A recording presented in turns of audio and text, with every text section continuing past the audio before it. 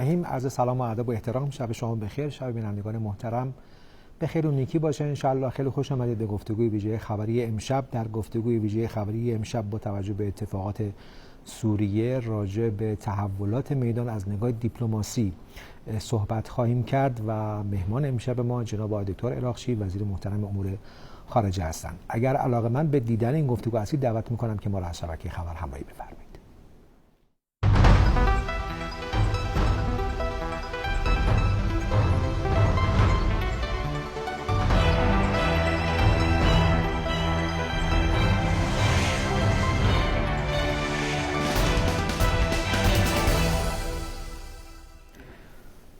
شب شما بخیر بینندگان محترم. اگر پیگیر اتفاقات سوریه بوده باشید، یکی از مهمترین اتفاقات بیانیه‌ای است که ساعتی پیش وزارت امور خارجه منتشر کرد که وزارت خارجه در این بیانیه با یادآوری موضع اصولی ایران مبنی بر احترام به وحدت، حاکمیت ملی و تمامیت سرزمینی سوریه تأکید کرده که تعیین سرنوشت و تصمیم گیری درباره آینده سوریه تنها بر عهده مردم این کشور بدون مداخله مخرب یا تحمیل خارجی است.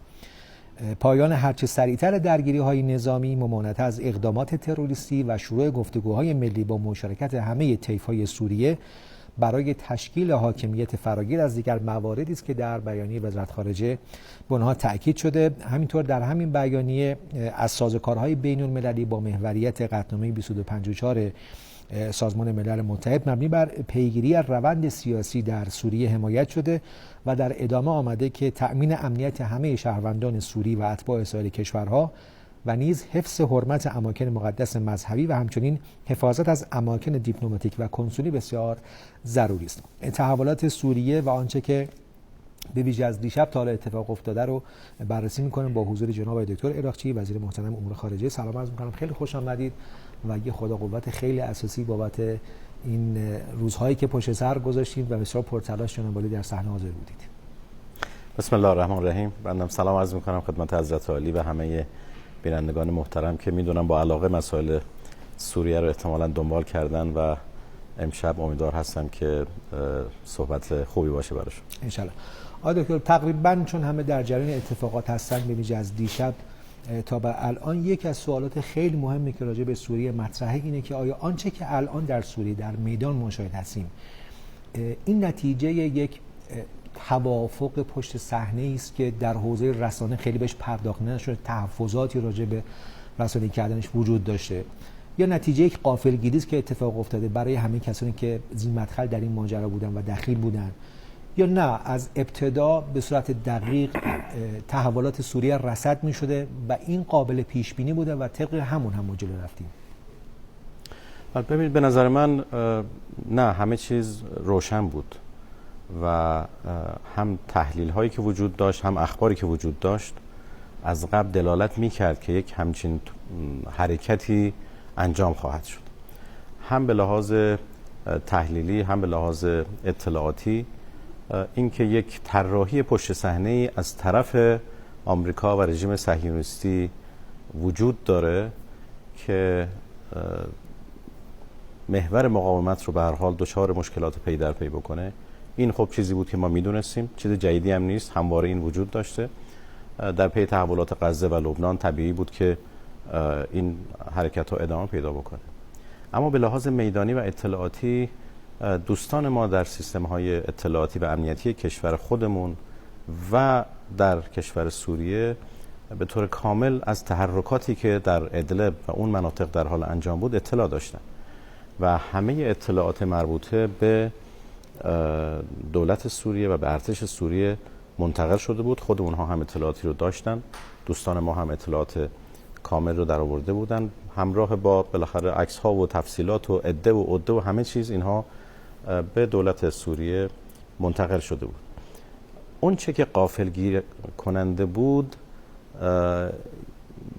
یکی ناتوانی ارتش سوریه در مقابله بود با این حرکت که آغاز شد و دوم سرعت تحولات که این غیر منتظره بود و نه فقط برای ایران، برای همه. من دیروز در اجلاس دوحه که بودم، خب اونجا همه کشورهای منطقه اصلا آمده بودن برای همین بحث، چون خود اجلاس مربوط به چیز دیگری. کشورهای مهم منطقه عربستان، مصر، اردن، عراق و خود قطر که بودن، من توضیح خواهم داد که ما جلسه مشترکی داشتیم. شاید سوال اصلی همه برای همین بود که چرا ارتش سوریه اینقدر سریع عقب نشینی کرد و چرا مقاومتش اینقدر کوتاه بود و اینکه سرعت تحولات همه رو دچار حیرت کرده بود. این قسمتش باید بگیم که غیر منتظره بود، ولی اینکه طراحی جریان داشت، اطلاعات کامل در این خصوص وجود داشت و به مقامات سوریه هم منتقل شده. اینکه چرا ارتش مقاومت خوبی انجام نداد یا چرا سرعت تحولات اینقدر زیاد هست، آیا پاسخی هم داشت در اونجا؟ این حالا به هر حال اطلاعات زیادی در این خصوص نیست، حدس و گمان‌های وجود داره. خود آقای بشار اسد هم وقتی دیداری که من با ایشون داشتم و آقای دکتر لاریجانی با ایشون داشتن، خود ایشون هم متعجب و گلایه‌مند بود از نحوه عملکرد ارتش خودش و مشخص بود که تحلیل درستی حتی در دولت سوریه هم وجود نداشت نسبت به وضعیت ارتش سوریه. به هر حال ارتش سوریه به نظر من بیشتر اسیر یک جنگ روانی شد تا جنگ واقعی در میدان و تبلیغاتی که شروع شد و صورت گرفت و فضاسازی هایی که در عرصه فضای مجازی و غیر مجازی و رسانه ها صورت گرفت و مقدار زیادی مؤثر بود در کاهش انگیزه های ارتش و عدم به هر حال مقاومت جدی که صورت گرفت. نحوه پشتیبانی و حمایت ما از آقای اسد و از دولت ایشون و از کشور سوریه و به ویژه اقداماتی که دیپلماتیک انجام دادیم در این مدت چه بود آقای دکتر؟ من یه توضیح از سابقه بدم، بعد اقدامات اخیر رو هم توضیح عرض میکنم. ببین، ما در طول 40 سال گذشته با سوریه ارتباطات قوی داشتیم. من میتونم تقسیم بکنم این ارتباطات و حمایت‌ها و پشتیبانی‌های ما رو در 3 حوزه مختلف. یکی در حوزه مقاومت هست. سوریه یکی از اعضای مهم محور مقاومت بوده، نقش بسیار مهمی رو در مقابله با رژیم صهیونیستی و مبارزه با رژیم صهیونیستی، حمایت از فلسطینیان ایفا کرده و واقعا در این مسیر هم قهرمانانه ایستاده، همواره فشارهای زیادی رو تحمل کرد ولی هیچگاه از این آرمان کوتاه نیامد. همراهی با محور مقاومت داشت، با جمهوری اسلامی ایران داشت. هم اون از ابتدای جنگ تحمیلی ما خب دولت سوریه ارتباط نزدیکی با ما داشت و حمایت میکرد و این ارتباط ما همواره وجود داشته و ما همواره حمایت کردیم از سوریه به عنوان یک عضو بسیار مهم در حوزه مقاومت. حوزه دومی که ما با سوریه وارد همکاری شدیم و حمایت کردیم و پشتیبانی کردیم در مبارزه با داعش بود که اصلا یک فصل جداگانه‌ای برای خودش هست. خب داعش به عنوان یک پدیده منطقه‌ای و حتی فرامنطقه‌ای خاطرتون هست که در یک مقطعی به اصطلاح بروز و ظهور پیدا کرد به عنوان دولت عراق و شام و شروع کرد اول در عراق و بعد گسترش پیدا کرد به حوزه سوریه و خاطرتون هست که یک نگرانی حتی بین‌المللی ایجاد کرد و ائتلاف بین‌المللی ایجاد شد و نقش اصلی رو در مبارزه با این پدیده جمهوری اسلامی ایران بازی کرد در مقابله با داعش، هم در عراق و هم بعداً در سوریه به درخواست دولت سوریه و ما در اون مقطع نیرو اعزام کردیم به سوریه و نیروهای ما اونجا حضور پیدا کردن در مبارزه با داعش و این هم البته عمدتاً برای تأمین امنیت خود ما بود. یعنی اینکه یک واقعیتی هست، داعش خب میدونید مرز نمیشناسه و این حقیقت وجود داشت که اگر ما با داعش در عراق و در سوریه نجنگیم مجبوریم در قلمرو ایران بجنگیم. همونطوری که در قلمرو ایران هم عملیات‌هایی رو نهایتاً بعضاً موفق شدن انجام بدن. حمله به مجلس شورای اسلامی خاطرتون هست یا حادثه کرمان، انفجاری که صورت دادن یا گوشه و کنار داشتن یا ایده خراسان، ولایت خراسان، حرفایی که داعش می‌زده. بنابراین یک تهدیدی بود که برای ما هم یک تهدید بزرگ به شما میومد و ما ناچار بودیم که در خارج قلمرو خودمون با داعش برخورد بکنیم که در داخل قلمرو با تهدید کمتری مواجه باشیم.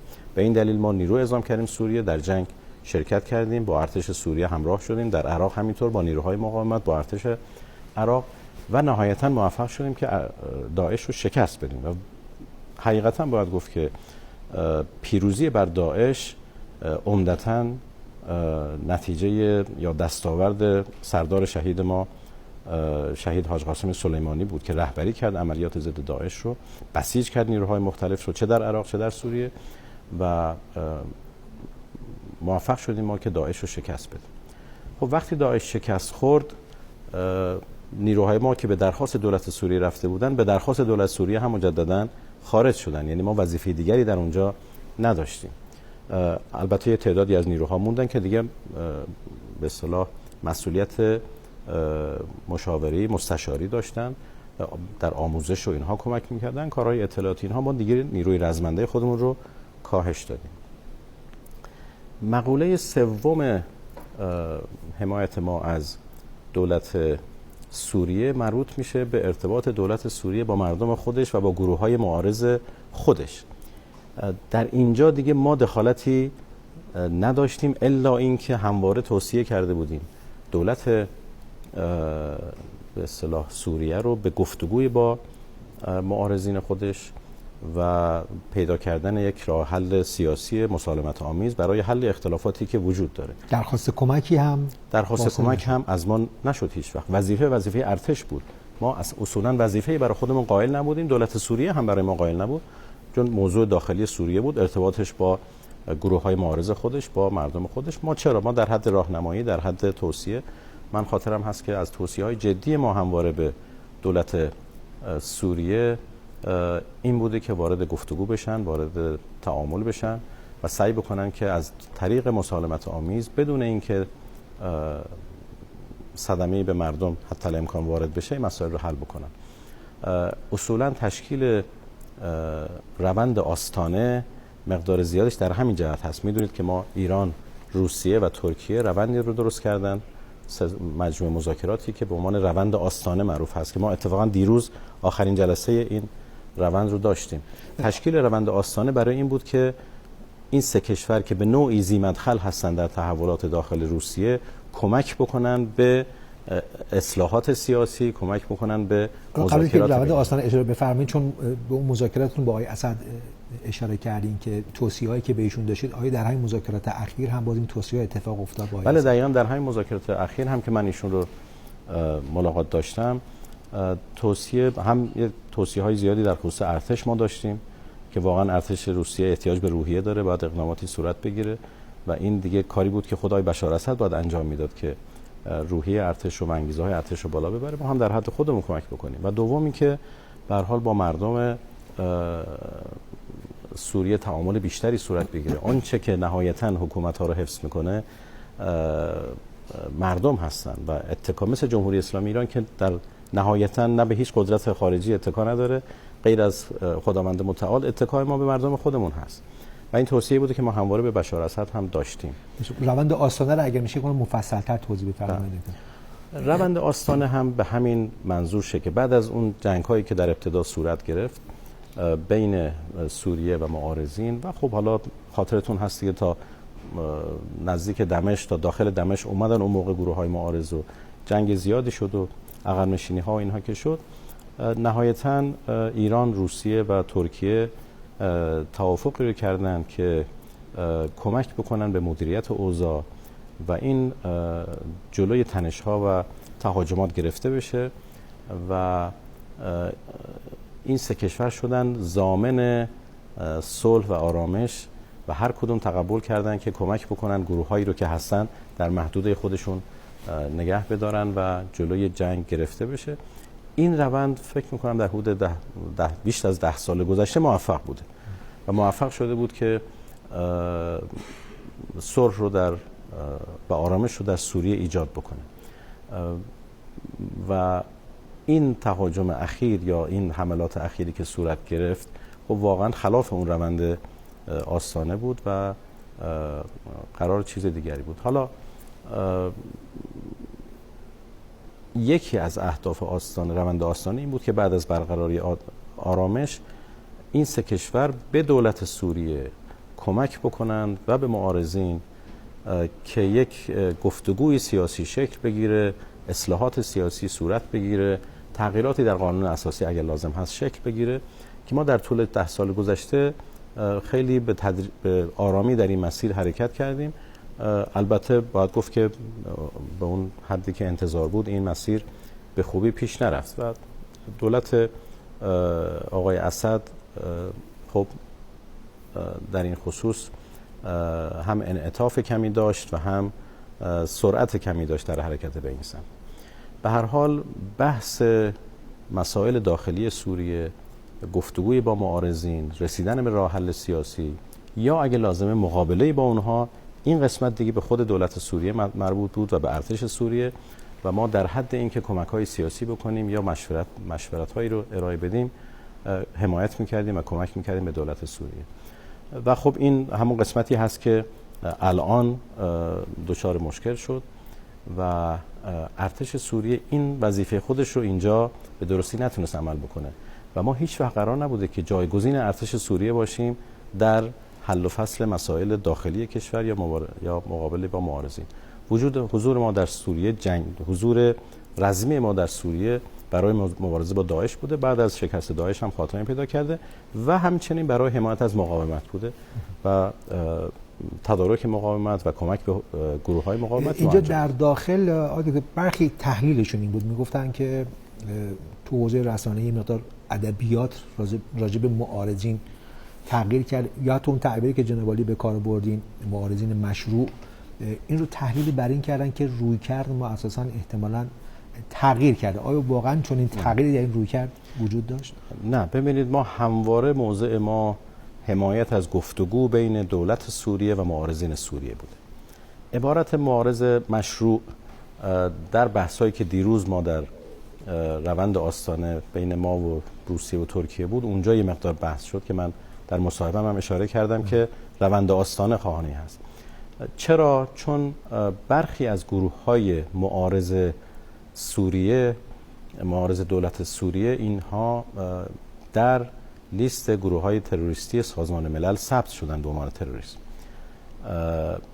ما خب بعد این یک واقعیت که وجود داره اینه که گروه‌های معارض دولت سوریه از طیف‌های مختلفی هستن، هم در بین اکراد هستن، هم در به هر حال در شمال سوریه، در جنوب سوریه، از انواع و اقسام مختلف هست و بعضی از اینها به عنوان گروه تروریستی ثبت شدن در سازمان ملل. دیروز در بحثی که در روند آستانه صورت گرفت، ما تشویق کردیم مجدداً و اصرار کردیم به گفتگوهای دولت با معارضین. خب عبارت اینجا اضافه شد معارضین مشروع، که منظورش این بود که معارضینی که جزو گروه‌های تروریستی نیستن. ولی به هر حال موضع ما همواره این بوده، هیچ وقت ما توصیه به عدم مذاکره نکردیم. همواره موضع جمهوری اسلامی ایران تشویق دولت آقای اسد بوده که وارد گفتگو، وارد تعامل با گروه‌های معارض بشه و سعی بکنه که یک اصلاحی صورت بگیره در رابطه با اینها، مشارکت داده بشن، در حکومت به هر حال در دولت، در مسائل اجتماعی، در مسائل اقتصادی به اینها نقش داده بشه که کمک بیشتری به ثبات سوریه انجام بشه. ولی به هر حال این حوزه خود آقای بشار اسد و در همین مذاکرات آستانه که اشاره فرمودید، همین دیشب تا قبل از این اتفاقات، یعنی سقوط دمشق و رفتن آقای اسد، حتی صحبت از نقل قول از آقای لاوروف این بود که توافق شده که جنگ نظامی در سوریه متوقف بشه. بله بیانیه هست. جا؟ بله بیانیه داده شد. بله فقط صحبت های لاوروف نیست. هفته پیش این موقع شما در سوریه بودین، رفتین رستوران شاورما میل فرمودید. واقعا چه اتفاق افتاد به این سرعت؟ حتی تا دیشب تحلیل ها اینجایی بودش که این اتفاقی که افتاده اصلا قابل پیش بینی نبود که نخواهد افتاد. در حوزه کارشناسی سوال میکنم، واقعا چطور شد به این سرعت این اتفاق افتاد؟ ببینید این واقعا باید تحلیل بشه که سرعتش، عرض کردم، سرعت در نحوه عقب نشینی ارتش بود، وگرنه همه چیز از قبل اطلاعاتش وجود داشت و اطلاعاتش منتقل شده بود. اینکه ارتش سوریه نتونست به اندازه کافی یعنی اصلا حتی به اندازه کافی هم نتونست مقاومت بکنه و به سرعت صحنه رو ترک کرد. عرض میکنم به اعتقاد من بیشتر از جنبه‌های روانی قضیه بود احتمالاً و حالا شاید مسائل دیگری که وجود داشته، اما همونطور که شما گفتید هیچ کس این رو باور نمی‌کرد. ما دیروز در دوحه قطر اجلاس روند آستانه رو داشتیم، 3 کشور وزرای خارجه ایران، روسیه و ترکیه. وزرای خارجه عربستان، عراق، مصر و اردن وقتی مطلع شدن چه این جلسه هستن وجود داره، به سرعت خودشون رو به دوحه رسوندن، با اینکه برنامه شرکت قبلی نداشتن در اون همایش مربوط، خودشون به اونجا رسوندن و از ما خواستن که یک جلسه مشترک بین کشورهای عضو روند آستانه و این 5 کشور باشه، یعنی عربستان و عراق و اردن و مصر که آمده بودن به اضافه قطر که بود اونجا، این 5 تا کشور و ما دیشب ساعت 8:30 دیشب جلسه این 8 کشور رو داشتیم، این 5 تا و 3 تا 8 کشور و توی اونجا همه نسبت به تحولات سوریه نگرانی داشتن و این نگرانی بود که واقعا ایجاد شده بود که فروپاشی سوریه چه تبعات سنگینی بر کل منطقه خواهد داشت. نگرانی همه کشورهای تو اون جلسه، عرض می‌کنم 8 کشور که کشورهای اصلی منطقه هستن، نگرانی وجود داشت که نکنه سوریه به سمت جنگ داخلی بره، نکنه سوریه فروپاشی پیدا بکنه، نکنه نهادهای دولتی به طور کامل فرو بپاشن و اونجا به یک دولت ورشکسته یا فروپاشیده تبدیل بشه، نکنه سوریه به سمت تجزیه داخلی پیش بره، نکنه سوریه مأمنی بشه برای تروریست ها، نکنه داعش دوباره برگرده. یعنی نگرانی های جدی که همه خودشون رو رسونده بودن. چرا؟ چون سرعت تحولات همه رو غافلگیر کرده بود. و ما در بیانیه که دیشب داشتیم تأکید شده بر ضرورت احترام به حاکمیت سوریه، تمامیت ارضی سوریه، تغییر ناپذیری مرزهای سوریه، وحدت سوریه و اینکه سوریه نباید به محلی برای تروریست ها تبدیل بشه و بعد از اون اینا رو به عنوان اصول بیان کرده، خواستار این که باید بلادرنگ درگیری ها متوقف بشه و گفتگو بین دولت سوریه و معارضین شروع بشه. یعنی درخواستی هست که 8 کشور منطقه دیشب ساعت 8:30 انجام داده و خب سیر تحولات ولی واقعا سریع بودی. به قول شما دیشب در همین موقع کارشناسان اینجا فکر می‌کردن که یا توصیه می‌کردن که اصلا لازم نیست هیچ مذاکره‌ای صورت بگیره، در حالی که واقعا شرایط جور دیگری بود. این واقعیت صحنه بود. عرض می‌کنم که ما از توطئه‌ای که جریان داشت مطلع بودیم، از تحولات روی زمین، این که حتی چه تعداد نیرو آموزش دیده بودن، سازماندهی شده بودن، همه اینا اطلاعاتش داده شده بود به دولت اسد و ارتش سوریه اون لشکر گارد خودش رو حتی به منطقه ادلب فرستاده بود، ولی خب ارتش از انگیزه‌های کافی برخوردار نبود که مقابله رو انجام بده. همونطور که عرض کردم این وظیفه‌ای بود که باید ارتش انجام بده. هفته پیش با آقای بشار اسد همین حرفا واقعا مرور شد و گفته شد و خود ایشون هم خیلی متأثر بود از وضعیت ارتش خودش و برای ایشون هم باور نکردنی بود این مقدار بی‌انگیزگی و بی‌روحی در رابطه با ارتش خودش. همون موقع البته شایعه هم شده بود که کودتا هم صورت گرفته و اینها که خب ما رفتیم، وقتی که من ملاقات تموم شد سر راه فرودگاه رفتم به زیارت حضرت رقیه سلام الله علیها و بعد هم با دوستان رفتیم داخل شهر به عنوان یک کار دیپلماسی عمومی و مردمی. من این کار رو جای دیگه هم کردم، مثل قاهره هم که رفتم، به هر حال دیپلماسی عمومی خطابش با مردم عادیه. در قاهره هم رفتم، خیلی مورد استقبال واقع شد. در دمشق هم رفتیم، قاطی مردم عادی. به هر حال ما نهایتاً با مردم هستیم و تأثیر و مخاطبین اصلی ما همه جا مردم هستن و فکر میکنم که اون هم حرکتی بود که خیلی در سوریه بین مردم مورد استقبال واقع شد. علی ای حال برگردم به دوحه. دیشب نگرانی منطقه دیشب در قالب اون بیانیه بیان شد و این نگرانی هنوز وجود داره و ما مترصد هستیم و رصد میکنیم تحولات رو که اون نگرانی هایی که وجود داره به وقوع نپیونده. این نگرانی ها همطور که عرض کردم احتمال وجود بروز یک جنگ داخلی مجدد یا یک جنگ فرقه‌ای بین طوایف مختلف یا خدای نکرده تجزیه سوریه یا اصلا فروپاشی کامل سوریه و تبدیل شدنش به مرکزی و مأمنی برای تروریست ها. و البته یک نگرانی ویژه هم جمهوری اسلامی داره و اون سوء استفاده رژیم صهیونیستی است، کما اینکه از دیشب هم یک تحرکاتی شروع شده و اینکه مناطقی در جولان اونها بخواد به تصرف مجدد در بیاد که واقعا من یعنی باید هشدار داد نسبت به این تحولات و تا اونجایی که من مطلع هستم گروه‌های مقاومت در منطقه از نزدیک این تحرکات رژیم صهیونیستی رو رصد میکنن و مراقبت میکنن. همین الانش با آتش‌بسی که بین حزب الله و رژیم صهیونیستی اتفاق افتاده، آنچه که در میدان مشاهده میشه گویا این هستش که رژیم خیلی پایبند به این آتش‌بس نیست، یعنی اون عقب نشینی که باید اتفاق بیفته خیلی جدی اتفاق نیفتاده. از دیشب همونطور که اشاره فرمودین وارد شدن جبل شیخ رو تصرف کردن، سمت جولان آمدن. شما پیش بینیتون برای جبهه مقاومت چه هست؟ آیا فکر میکنید که این جبهه مقاومت الان متأثر خواهد شد از این ماجرا؟ و طبیعی هست که تأثیر میگیره.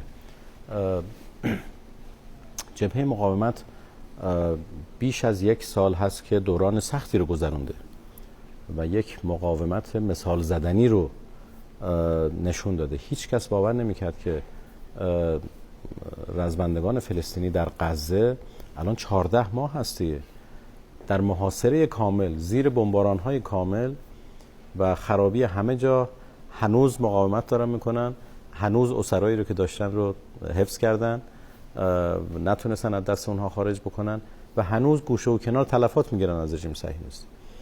و حزب الله همینطور. حزب الله علیرغم ضرباتی که خورد ولی تونست به سرعت خودش رو سازماندهی مجدد بکنه و تلفات و در حمله زمینی رژیم صهیونیستی به جنوب لبنان مقاومت بکنه، تلفات بگیره و مجبور بکنه رژیم رو به آتش بس. چرا در جنوب لبنان رژیم صهیونیستی به آتش بس رضایت داد؟ هیچ دلیل دیگری جز مقاومتی که در میدان باهاش روبرو شد نداشت و هیچ دلیل دیگری جز تلفاتی که به حال به سرعت داشت میرفت بالا نداشت و مجبور شدن به آتش بس. نکته بنده این هست که مقاومت یک تفکر، یک مکتب فراز و نشیب هم زیاد داشته. حزب الله بله رهبر عزیز خودش رو از دست داد، شهید بزرگوار سید حسن نصرالله، ولی بار اول نبود که رهبرش از دست میداد. بار قبل هم شهید سید عباس موسوی توسط اسرائیل به شهادت رسید، ولی به هر حال حزب الله حتی بزرگتر شد، رشد بیشتری کرد. مقاومت اصلا فلسفه‌اش همینطوری هست، ایستادگی هست و پایداری هست. به نظر من مقاومت راه خودش رو پیدا کرده و بیشتر هم پیدا خواهد کرد. تصور میکنن که بله سوریه مثلا نقش مهمی در حمایت از مقاومت داشت، ولی اینطور نیست که بدون سوریه مقاومت به اصطلاح متوقف بشه. اونایی که میگن تحلیلشون اینه که اون حداقل مسیر ارتباطی بین ایران و حزب الله که از طریق سوریه اتفاق میفته قطع شده. حالا ببین مگه مسیر ارتباطی ما و یمن مگه چطوریه؟ مگه مثلا بازه؟ مگه مسیر ارتباطی بین ما و حالا غزه مگه بازه؟ ولی غزه داره مقاومت میکنه، یمن داره مقاومت میکنه و مقاومت به هر حال راه خودش رو پیدا میکنه، چون مقاومت یک آرمانه، یک مثلا جنگ کلاسیک یا یک مثلا چیز موضعی که نیست، که یک آرمان مقدسی هست. برای آزادسازی سرزمین‌های خودش داره مبارزه میکنه، برای احقاق حق خودش داره مبارزه میکنه. این رو که نمیشه از بین برد. بله ممکنه در یک مقطعی محدودیت‌هایی ایجاد بشه، قبلا هم بوده، با این محدودیت‌ها مقابله شده. مقاومت راه خودش رو باز کرده، تونسته سلاح خودش رو تامین بکنه، تونسته نیروهای خودش رو تامین بکنه و به نظر من این چیزی هست که باز هم اتفاق خواهد افتاد. کسی نباید فکر بکنه که حالا مثلا با این ضرباتی که الان بوده یا مثلا احیانا با خارج شدن سوریه از مدار مقاومت که من حالا مطمئن نیستم دقیقاً همین اتفاق بیفته مثلا راهها بسته میشه. نه، مقاومت یک مکتب هست و یک آرمان هست که مسیر خودش که برخی پیش بینی می‌کردن که با در از سقوط سوریه، دمشق و آقای اسد، رژیم صهیونیستی نقض آتش بس خواهد کرد و مجددا حملاتش رو به حزب الله و جنوب لبنان آغاز خواهد کرد، این چقدر قابل پیش بینی و محتمل باشه؟ من ببینید تحلیل های وجود داشت که حتی قبل از اینکه سوریه به این وضع دچار بشه که رژیم صهیونیستی آتش بس رو نهایتاً تا انتها رعایت نخواهد کرد و نقض خواهد کرد. البته نقض هایی داره اتفاق میفته، ولی اینکه آتش بس از بین بره و جنگ دوباره شروع بشه تحلیل های بود و هنوز هم هست. اینکه بعد از این تحول در سوریه ممکن انجام بشه این احتمالش هست، ولی من بعید میدونم به شخصه. چرا؟ چون مقاومت لبنان، حزب الله به اندازه کافی از تسلیحات و تجهیزات و امکاناتی که لازم داره که بتونه از خودش برای، حالا نگم دقیقاً، ماه‌ها مقاومت بکنه و عملیات بکنه بیش از واقعاً 1 سال و 2 سال، به نظرم یک واقعیت هست و اینطور نیست که با مثلا تحولات در سوریه حزب الله دچار مشکل خاصی بشه. نه، تا جایی که بتونه راههای مجدد رو پیدا بکنه، تا زمانی که بتونه پیدا بکنه، از امکانات کافی برخوردار. همین الان هم رژیم از مواضع خودش که بعد طبق آتش بس عقب نشینی می‌کرد، عقب نشینی نکرده، درسته؟ خب 60 روز فرصت داره که عقب نشینی بکنه. طبق توافق آتش بس در یک فرصت 60 روزه بعد این کار انجام بده که حالا باید منتظر موند و دید که انجام میشه یا نه. یه نقل قولی هم بود از نتانیاهو، نخست وزیر رژیم صهیونیستی، تو ماجرای سوریه گفته بود که روسیه به دلیل اینکه درگیر جنگ اوکراین هست خیلی نتونست وارد میدان بشه و ایران هم به دلیل ضرباتی که ما بهش وارد کردیم نتونست خیلی وارد بشه و یک تصویر ضعیف شده از ایران رو تصویر میکرد. شما پاسختون به این اظهارات او چیست؟ ببینید این حرفا مطرح هست. اینکه زمانبندی که انتخاب شد برای این حرکت در سوریه، حالا با توجه به درگیری حزب الله در لبنان، با توجه به رو در رو بودن ایران با رژیم صهیونیستی در حالا اون درگیری که وجود داره و با توجه به درگیری بودن روسیه در اوکراین، خب همه اینها احتمالاً در محاسباتشون نقش داشته. ولی به نظر من عامل اصلی در موفقیت این حرکت اخیر در سوریه فقط ارتش سوریه بود که ایستادگی نکرد، وگرنه نیروهای مقاومت علیرغم اینکه در جاهای دیگه دستشون بند بود و گرفتاری خودشون داشتن، ولی آمدن نقش خودشون رو ایفا کردن و اگر ارتش ایستادگی کرده بود حتی حلب هم سقوط نمی‌کرد. من این رو با اطمینان عرض می‌کنم خدمتتون. با این حال من همونطور که گفتم تصور ضعف از مقاومت اساساً باطله، چون عرض میکنم مقاومت یک آرمانه، این هیچ وقت از بین نمیره، هیچ وقت ضعیف نمیشه. ممکنه در اثر حوادث به هر حال دورانهای فراز و نشیب داشته باشه که الان هم من نشیب خیلی فوق العاده نمیبینم. چرا؟ در لبنان بالاخره ما شهدای گرانقدری رو از دست دادیم، در غزه خرابی‌های بسیاری به عمل آمده، ولی هم حماس هم حزب الله استوار ایستادن. جمهوری اسلامی ایران هم با اقتدار و با هوشمندی البته مسائل رو داره دنبال میکنه و ما همچنان حامی مقاومت هستیم، حامی حزب الله هستیم و خواهیم بود. آیا پیش بینی آتش بس در غزه رو میکنید آقای دکتر تا قبل از 20 ژانویه و آمدن ترامپ که صحبتش میکنن که تا اون موقع آتش بسی اتفاق خواهد افتاد، مبادله اسرا؟ آتش بس در غزه خب پیچیدگی‌های خودش رو داره. این صحبت الان مطرح هست که حالا گفته شده مثلا آقای ترامپ یا دولت جدید آمریکا که تا قبل از 20 ژانویه آتش بس برقرار بشه. اینها رو با اطمینان من یعنی خبر مطمئنی در این رابطه ندیدم، گفته شده و هست. ولی احتمال این که آتش بسی ظرف چند هفته آینده برقرار بشه رو حالا با توجه به نشانه‌های دیگری من میدم. با این حال باید منتظر موند و دید. یک ایراد اساسی وجود داره، قبلا فکر کنم اینجا عرض کردم، و اون این هست که اسرائیل و شخص نتانیاهو وارد غزه شدند با هدف نابودی حماس، یعنی هدف اعلام شدهشون نابودی حماسه و اگر الان با حماس وارد آتش بس بشن یعنی قبول شکست. شما اگه ببینید کسی رو از بین ببری وقتی که نهایتاً بشینی باش مذاکره بکنی یعنی در هدفت شکست خوردی.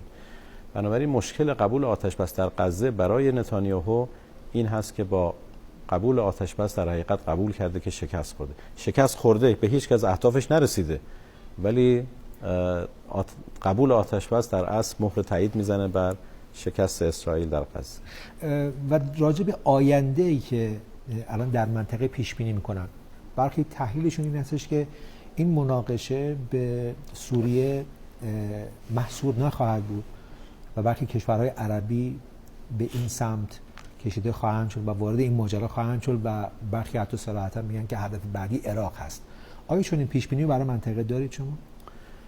ببینید به نظر من این پیش بینی ها از پایه‌ای از واقعیت رو دارن هر کدوم، یعنی نمیشه نادیده گرفت. هم بر اساس تحلیل هم بر اساس بعضی از اطلاعات احتمال گسترش درگیری ها در کل منطقه، نه فقط به عراق، به بقیه نقاط منطقه هم هست، وجود داره. حالا واقعیتش اینه که مثلا در خود سوریه وقتی پای تروریست باز میشه و زمینه‌ای برای اینکه گروه‌های بازگشت داعش مثلا ایجاد میشه، زمینه برای درگیری‌های داخلی ایجاد میشه، خب تبعاتی خواهد داشت برای کل منطقه.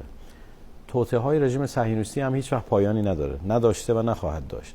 همواره باید آمادگی وجود داشته باشه. بنابراین هوشیاری قطعا لازمه. این پیش بینی ها عرض میکنم درصدی از واقعیت رو یا حقیقت رو در خودش داره و باید مراقب بود. در خصوص آینده سوریه هم من عرض بکنم خب ما از نزدیک دنبال میکنیم که چه اتفاقی خواهد افتاد.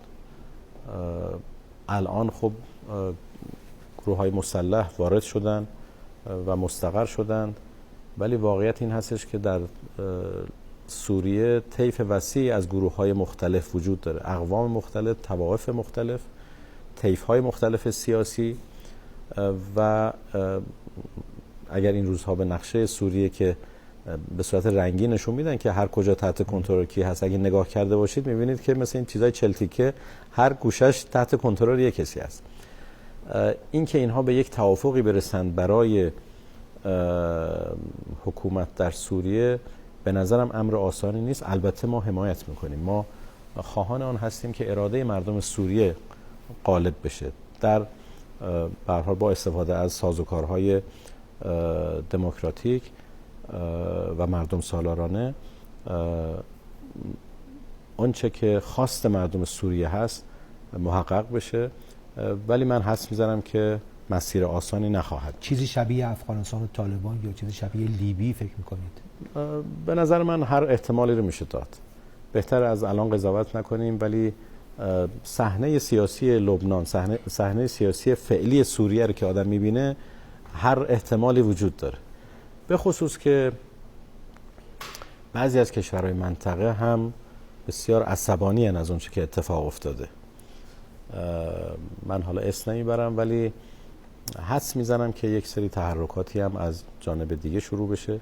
ما مثالش رو در لیبی دیدیم، در سودان دیدیم، در حالا لبنان هم به شکلی هست. یعنی تعارض منافعی که بین کشورهای منطقه وجود داره باعث میشه که آرامش به سختی به دست اون کشورها رو امکانش نیست اسم ببرید آقای دکتر؟ دیگه مشخصه. من مصداقش رو که اشاره کردم همه میدونن که چه تحولی در اون کشورها داره صورت میگیره و بازیگران کیا هست.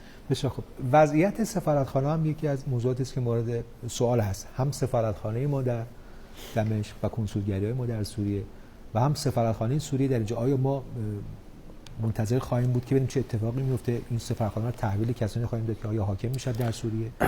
در خصوص سفارت سوریه در تهران خب ما منتظر هستیم که تا ببینیم چه حکومتی مستقر میشه در سوریه، در دمشق، و اگر که به نقطه‌ای برسیم که اون حکومت رو مورد شناسایی قرار بدیم، طبیعی هست که سفارت رو هم تحویل همون حکومت خواهیم داد و تا اون زمان سفیر فعلی، کادر فعلی در محل سفارت مستقر خواهند بود. در خصوص سفارت خود ما با طرف‌های مختلف در قضیه سوریه صحبت کردیم، مبنی بر امنیت سفارتخانه خودمون و کنسولگری خودمون در حلب و همینطور در خصوص امنیت به اصطلاح اماکن مقدس، حرم مطهر حضرت زینب سلام الله علیها و حرم مطهر حضرت رقیه سلام الله علیها، و به ما تضمین‌هایی داده شده که حرمت اینها حفظ خواهد شد و احترام سفارتخانه ما هم حفظ خواهد شد. البته در بدو یعنی صبح امروز متاسفانه به سفارت ما ورود شد، ولی صحنه‌ها نشون میده که یک ورود سازمان یافته‌ای نبوده، یعنی توسط مسلحین نبوده. حالا اون چیزهایی که ما در فیلمایی که منتشر شد دیدیم، حالا بعضا مردم عادی یا کسانی که حالا با قصد احتمالاً دزدی و اینها نه فقط وارد سفارت ایران، وارد جاهای دیگه هم شدن. ولی این که به صورت اون کاری که در حلب اتفاق افتاد که بسیار کار زشتی بود، در دمشق تا اونجایی که ما مطلعیم اتفاق نیفتاده در رابطه با سفارت ما. و حالا پیام‌هایی هم که ما داده شده این هست که احترام و به اصطلاح امنیت سفارت تامین خواهد شد. برای ما مهمتر اماکن مقدس هست که در این خصوص هم حالا گفته شده و ما تا الان هم چیزی بر نقضش ندیدیم. تا اونجا که ما خبر داریم بی‌حرمتی به این حرم ها صورت نگرفته الحمدلله، و ما به دقت این موضوع رو داریم دنبال میکنیم.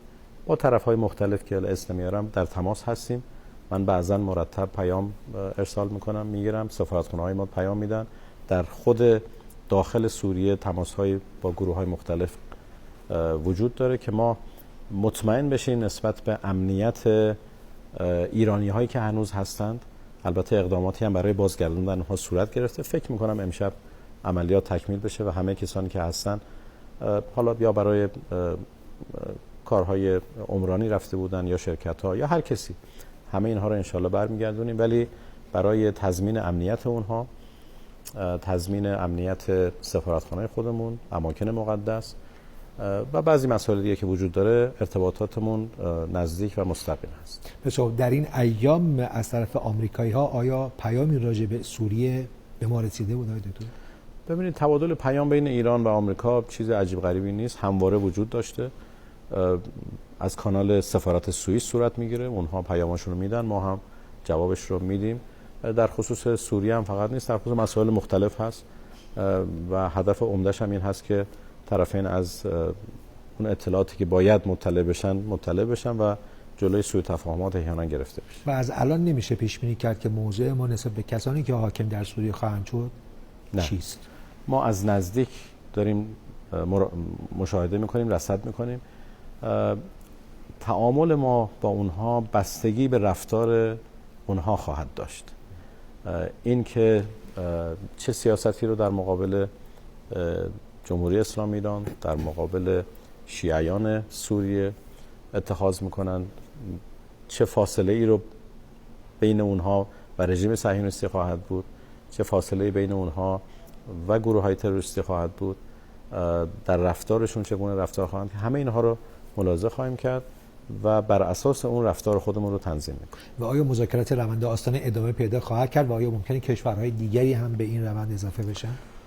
خب دیشب ما 5 کشور به ما ملحق شدن در یک جلسه مشترک. همه اون کشورها علاقمند بودن که این مکانیزم تکرار بشه در آینده. بین ما کشورهای آستانه هم این جلسه که دیروز ظهر داشتیم، این همه اصرار داشتن که این جلسات ادامه پیدا بکنه، روند آستانه. خب طبیعی هستش که ادامه این جلسات بستگی داره به روند تحولات در داخل سوریه و در داخل دمشق. ولی من حدسم این هستش که ما در آینده به این روند آستانه کماکان احتیاج خواهیم داشت و امیدوار هستم که بتونیم مشورت‌های بین سه کشور رو در خصوص سوریه ادامه بدیم. و ما در بیانیه وزارت خارجه اشاره کرده به قطعنامه 2254. یک از مفادش این هستش که ظرف 6 ماه آینده یک دولت فراگیری شکل بگیره و ظرف 18 ماه آینده با قانون اساسی جدید انتخابات برگزار بشه، ما کمک خواهیم کرد که این فرآیند طی بشه در سوریه؟ خب ببین تا الان که دولت سوریه اونجا وجود داشت، ما مسائل داخلی سوریه رو به خود دولت واگذار کرده بودیم و اینکه برخوردش با قطعنامه چگونه خواهد بود، برخوردش با معارضین چگونه خواهد بود. ولی الان بر اساس بیانی که دادیم ما ملاک ما برای روند سیاسی از نظر ما قطعنامه 2254 میتونه ملاک مناسبی باشه که منجر بشه به یک دولت فراگیر در سوریه که همه طرف‌های مختلف نقش و حضور خودشون رو داشته باشه. و شما صحبت از توطئه کردید در سوریه، اون هدف غایی و کلی که در یک نگاه کلی به ما میگه که چه اتفاقی داره میفته، هدف این توطئه رو برای منطقه شما نهایتاً ببینید هدف توطئه بعد اسمشو بگذاریم یک مبارزه مستمر، مقاومت علیه رژیم صهیونیستی در حمایت از مردم فلسطین و احقاق حقوق اونها یک مبارزه مستمر هست. مقابل طرف مقابل هم مستمر هست. حتما هر روز ما با انواع و اقسام توطئه‌های مختلف مواجه خواهیم بود. خب الان در یک سال گذشته به خاطر عملیات طوفان الاقصی و تبعاتی که داشت و حرکت‌های بعدی، خب یک شرایط میدانی بسیار جدیدی پدید آمده و حرکت‌های هر دو طرف حرکت‌هایی را علیه هم دیگه دارن انجام میدن. ما باید مراقب توطئه‌های رژیم صهیونیستی همیشه باشیم و الان هم بیشتر. بسیار خوب. تقریبا گفتگوی ما رو به پایان رساند دکتر. به عنوان جنبندی اگر نکته باقی مانده که من در پرسشام نبوده و جناب مایل بودید بفرمایید. من تشکر میکنم از فرصتی که در اختیار بنده قرار دادید. امیدوارم که بحث مفیدی بوده باشه. به هر حال من قبول دارم که تحولاتی که در سوریه صورت گرفته انقدر سریع و غیر منتظره بوده که سوالات بسیار زیادی رو ایجاد کرده و خوشحال هستم که صدا و سیما کمک میکنه برای پاسخ به این سوالات، هم برای مردم هم برای به هر حال قاطبه جمعیت کشور و آرزوی موفقیت دارم. خیلی متشکرم. برای شما همکارتون آرزوی توفیق دارم و ممنون که دعوت امشب ما رو برای گفتگو ویژه پذیرفتید و آمدید. خواهش می‌کنم. متشکرم. و ممنون از شما که نگاه کردید. شب شما بخیر.